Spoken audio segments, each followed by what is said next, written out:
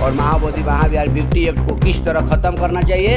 एक सभी संगठन एक जगह आकर एक राष्ट्रीय लेवल का कोर कमेटी बनाएं। अगर राष्ट्रीय लेवल का कोर कमेटी बन जाता है, अभी तक राष्ट्रीय लेवल का कोर कमेटी बना नहीं है, अभी तक नहीं बना। हमको लगता है बिहार सरकार ही ये काम करवा रहा है। अगर ये बिहार सरकार अभी रोक लगा देगा तब मनुवादी लोग हिंदू या ब्राह्मण समाज हमारा कहेगा क्या ये पांचों पांडव है, जाकर देखो तो पांचों पांडव है, बुद्ध है। और महाबोधि महाविहार हम लोग मुक्त कर रहेंगे। आने वाला समय में महाबोधि महाविहार अगर हम लोग को गेट पर ताला मारना पड़ेगा ना, इस तरह के लिए हम लोग पीछे नहीं हटेंगे। दोस्तों, पूरे देश विदेश से जो लगातार आंदोलन निकल कर आ रही है कि महाबोधि मंदिर जो है आखिर मुक्त कैसे हो।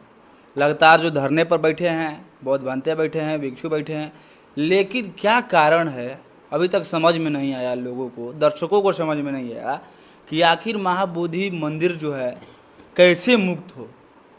आखिर क्या कारण है कि कई सालों से, कई महीनों से देखा जाए कि बौद्ध भिक्षु जो हैं, हर अलग अलग संगठन के लोग जो हैं धरने पर बैठे हैं। आखिर कैसे मुक्त होगा महाबोधि मंदिर।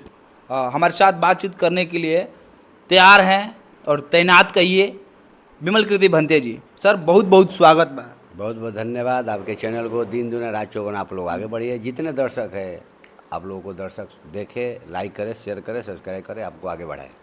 कैसे चाहते हैं कि महाबोधि मंदिर जो है मुक्त हो।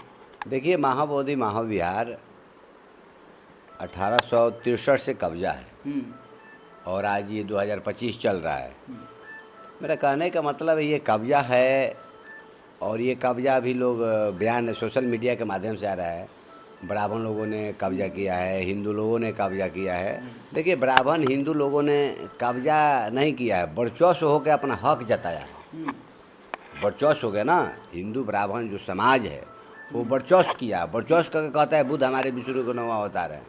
तो इस तरह का वर्चस्व कर कर बुद्ध के घर में, बौद्ध समाज में अपना जगह बनाने का काम किया। अच्छा, अभी मानते हैं कि माने वर्चस्व से ब्राह्मण ही कब्जा किया है। कब्जा उसका वर्चस्व होकर अपना कब्जा करने का रणनीति अपनाया। वो मतलब वो अपना शक्ति से गुमराह कर रहे हैं। सुनिए ना, अपना शक्ति से और राइफल बंदूक से कब्जा नहीं किया है। वो कब्जा किसको किया? ये भारत सरकार या बिहार सरकार को हिंदू समाज, ब्राह्मण समाज लोगों ने मजबूर किया। इसीलिए बात सुनिए, आधा ना सुनिए। तो मजबूत करने के बाद क्या किया, एक हम लोग का भारत के संविधान 26 जनवरी 1950 का लागू हुआ। मगर यहाँ के कुछ बड़े बड़े नेताओं ने, नेहरू कहिए, गांधी कहिए, बड़े बड़े नेताओं ने जो क्या किया, अंग्रेजों का बनाया हुआ एक कानून था, उस एक्ट का नाम था, उस कानून का नाम था बीटी एक्ट 1949 अधिनियम। तो 1949 के तहत ये महाबोधि महाविहार को लिया गया, जिस महाबोधि महाविहार में ये क्या किया, 4 हिंदू और 4 बौद्ध, और कलेक्टर जो रहेगा वो अध्यक्ष रहेगा। कलेक्टर अध्यक्ष हो सकता है मगर 4 हिंदू रहना चाहिए। 4 हिंदू 4 बौद्ध, 4 हिंदू 4 बौद्ध में कोई भी हिंदू भी हो सकता है और बौद्ध भी। सेक्रेटरी रह सकता है, सचिव रह सकता है, मगर अध्यक्ष नहीं रह सकता है। मगर हाई कोर्ट ने 2013 में एक जजमेंट दिया, कोई भी अब कलेक्टर रह सकता है ना। तो उस समय 2013 से पहले जब भी अगर गया डिस्ट्रिक्ट में अगर कलेक्टर आते थे, डीएम आते थे, वो हिंदू ही आते थे, यानी 5 हिंदू और 4 बौद्ध। और जो अध्यक्ष रहेगा वो कलेक्टर रहेगा, यानी हिंदू रहेगा। तो अभी तक मतलब 2013 तक जो अध्यक्ष रहता है उसी का मतलब अभी भी अध्यक्षता का पावर रहता है। तो बिहार सरकार, इसका मतलब मालिक कौन हो गया? कलेक्टर इसका अध्यक्ष रहेगा। अगर इसको संचालित कौन कर रहा है? बिहार सरकार कर रहा है, भारत सरकार कर रहा है। 4 हिस्सा में 1 हिस्सा बिहार सरकार और भारत सरकार को पैसा जाता है महाबोधि महाविहार से।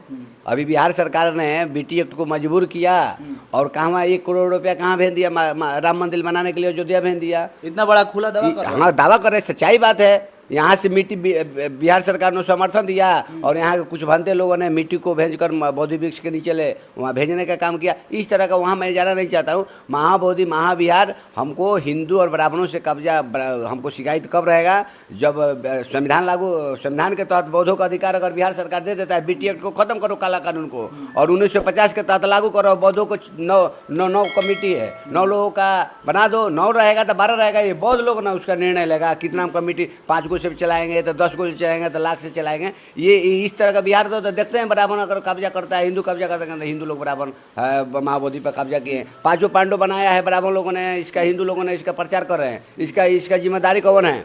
इसका जिम्मेदारी BT एक्ट 1949 यानी बिहार सरकार है। हमको लगता है बिहार सरकार ही ये काम करवा रहा है। अगर ये बिहार सरकार अभी रोक लगा देगा तब मनुवादी लोग हिंदू या ब्राह्मण समाज हमारा कहेगा क्या ये पांचों पांडव है, जाकर देखो तो पांचों पांडव है, बुद्ध है। अब वहाँ नहीं जाना चाहेंगे। महाबोधि महाविहार BT एक्ट 1949 अधिनियम खत्म कैसे होगा? जब तक वो खत्म नहीं होगा तब तक महाबोधि महाविहार बौद्धों को नहीं मिलेगा। अलग अलग संगठन अपने तरीका ले काम कर रहा है। हम नाम बताना नहीं चाहते हैं, नाम बता देंगे तो बहुत सारा नाम आ जाएगा। आज आप लोग जानते हैं जो अलग अलग संगठन लेकर डफली बजा रहा है वो सबसे ज़्यादा देश का गद्दार है। उस गद्दारों से बचने का प्रयास कीजिए। महाबोधि महाविहार छोटा मूवमेंट नहीं है, ये बहुत बड़ा मूवमेंट है। एक घर के लड़ाई लेने के लिए बहुत सारे लोगों को समर्थन गवाह की ज़रूरत होता है, लोगों को समर्थन की ज़रूरत होता है। तो कहने का मतलब जो भी अलग अलग संगठन बना के कोई राष्ट्रीय अध्यक्ष करता है, हर लोगों का अलग अलग संगठन का राष्ट्रीय अध्यक्ष महाबोधि महाविहार का चलता है। मेरा कहने का मतलब है जितने अलग अलग संगठन की बात करते हैं सभी संगठन, मैं अभी उस पर मैं काम कर रहा हूँ, सभी संगठन एक जगह आए, एक खंभे के नीचे आए और महाबोधि महाविहार BT एक्ट को किस तरह ख़त्म करना चाहिए, एक सभी संगठन एक जगह आकर एक राष्ट्रीय लेवल का कोर कमेटी बनाएं। अगर राष्ट्रीय लेवल का कोर कमेटी बन जाता है, अभी तक राष्ट्रीय लेवल का कोर कमेटी बना नहीं है, अभी तक नहीं बना नहीं। उसके पहले भिक्खु महासंघ चलाते थे, सुरेश देसाई नागारिक धमपाल से लेकर सुरेश से लेकर अभी अनंत महासर जो गुरु जी है, हम उन्हीं के संस्था में, उन्हीं के अखिल भारतीय भिक्खु महासंघ का मैं मतलब आजीवन सदस्य भी हूँ। तो अनंत भंते जी चला रहे थे, अनंत भंते जी भिक्खु संघ चला रहे थे। कहने का मतलब जितने भिक्खु संघ हो, ऑल इंडिया भिक्खु संघ हो, ऑल इंडिया भिक्खु महासंघ हो, या बहुजन समाज का जितने बौद्ध संगठन, बहुत सारा संगठन है, राजनीतिक संगठन भी है, गैर राजनीतिक संगठन भी है, सभी संगठनों के मैं भंते विमल कीर्ति बिहार से आह्वान कर रहा हूँ, सभी संगठन एक जगह आओ। बड़े बड़े जो मुख अपने को कहते हैं हम राष्ट्रीय अध्यक्ष है, सब लोग एक जगह बैठो, एक दूसरे को बुलाने का प्रयास करो। कोई ईगो मत रखो, मैं उनको नहीं फ़ोन, वो मेरे पास फ़ोन करेगा तो मैं जाऊँगा, वो मैं नहीं। हम लोग को स्वयं जाकर बात करना चाहिए, एक दूसरे से मतभेद नहीं रखना चाहिए। और 2 तारीख को हम लोगों ने meditation international meditation centre Bodhgaya में 2 तारीख के सब भिक्खु संघ का विराट धम्म सभा है। उस धम्म सभा में निर्णय लिया गया सभी संगठनों को किस तरह जोड़ने का काम किया जाए। बड़े लेवल पे एक राष्ट्रीय कोर कमेटी बनेगा और महाबोधि महाविहार हम लोग मुक्त कर रहेंगे।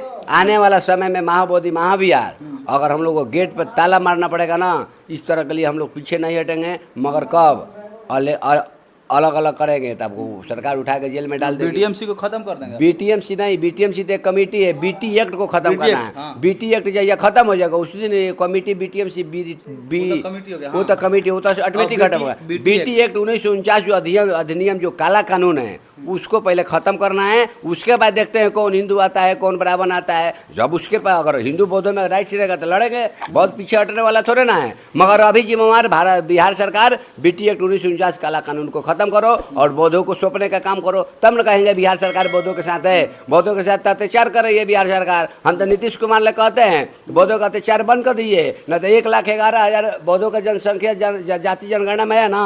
अब भंते विमल कीर्ति हर गाँव में, हर जिला में, हर राज्य में धम्म दीक्षा करने का ऐलान कर दिए हम लोग। अभी बक्सर में 50,000 लोगों ने धम्म दीक्षा लिया। इस तरह का हम लोग धम्म दीक्षा का ऐलान कर रहे हैं। और बिहार में क्या पूरे भारत में बौद्धों की संख्या हो गया है? ऐसा नहीं है तो बौद्ध मूर्ख है। इसीलिए बिहार सरकार जी जनता पूरा देख रही है आप क्या कर रहे हैं। महाबोधि महाविहार BT एक्ट 1949 को खत्म कीजिए, नहीं तो करो या मरो का नारा हम लोग चलाने के। भिक्खु संघ एक जगह आ रहे हैं, सभी संगठन को एक जगह लाने का काम कर रहे हैं। आने वाला समय में बहुत जल्द महाबोधि महाविहार हम लोग मुक्त करके ही दिखाएंगे, ये मेरा विश्वास है। और हम लोग सर आपको कहना है कि ये जितना दंगा फसाद धर्म को लेकर हो रहा है इसका जिम्मेदार बिहार सरकार है।